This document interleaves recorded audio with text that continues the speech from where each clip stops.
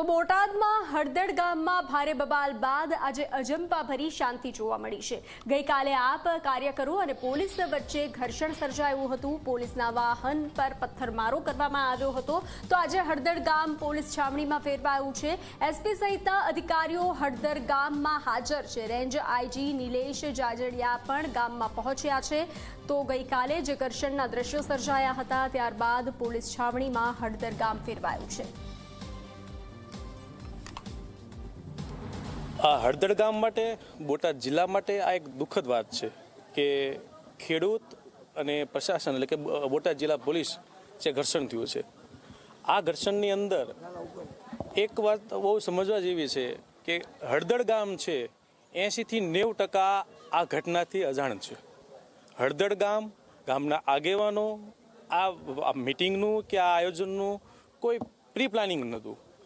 હા, એક વાત એમ જરૂર કહેશું કે જે ઘટના બની છે એ ઘટનાની અંદર હળદડ ગામના નિર્દોષ લોકો આમાં આવી ગયા છે।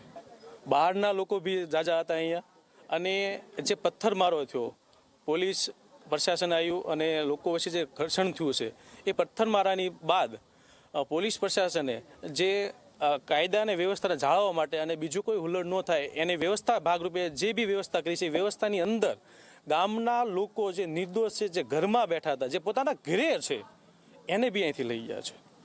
જે છે અસામાજિક તત્વો હતા અને અમે એ વસ્તુ ક્લિયર કહીએ છીએ કે મોસ્ટ ઓફલી બહારના હતા।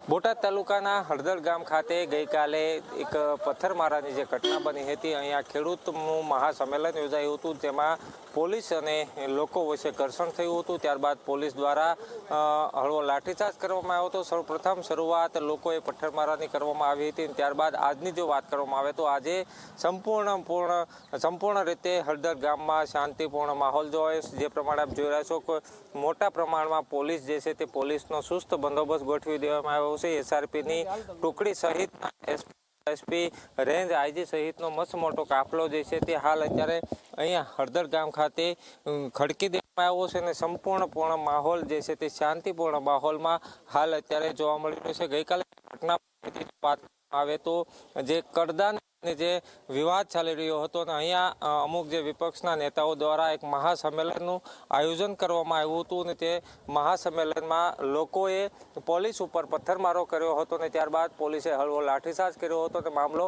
બિસ્ક્યો હતો પરંતુ હાલ શાંતિપૂર્ણ માહોલમાં ગામ જે છે તે જોવા મળી રહ્યું છે। કેમેરામેન દેવ મકવાણા સાથે રઘુવીર મકવાણા, જી મીડિયા, બોટાદ।